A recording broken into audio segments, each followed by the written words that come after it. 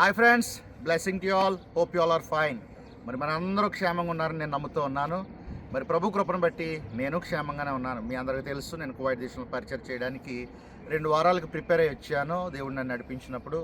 But unfortunately ఇక్కడ యుద్ధ వాతావరణం రావడం, మరి ఇక్కడ కొన్ని నేను అనుకున్న రీతిగా కాకుండా కొన్ని ఇబ్బందులు ఎదురవడం. But still God has shown his amazing grace and providing everything that I need in this tough situation.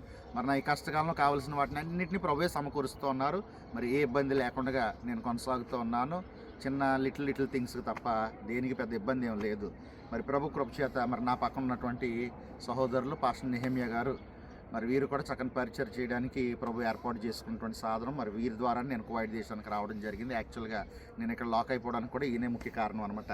So అందుకని ఎవరు ఈయన నిందించకండి. మరి పరిస్థితుల ప్రభావం అటువంటిది. మరి రాత్రి కూడా మేము ఆల్ నైట్ ప్రేయర్లు ఏకీభించాం.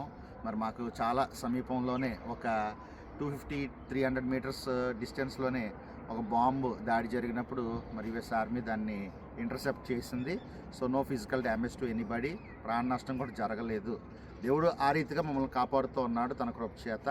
అలాగే ఈ దినాన శుక్రవారం 8 ఆరాధనలు ఏకీభించవలసి ఉంది. మరి రాత్రి మేము పండుకునేసరికి almost it's been 5 o'clock in the morning, early in the morning.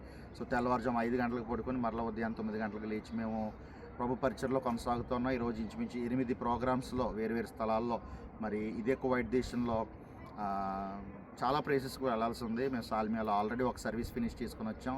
So అబ్బాసీకి వెళ్ళాలి, అలాగే ఫర్వానియాకి వెళ్ళాలి, సో అల్ రిగ్గి అనేటువంటి ప్రాంతానికి వెళ్ళాలి. అంటే చాలా దూర ప్రయాణాలు కూడా ఉంటూ ఉన్నాయి.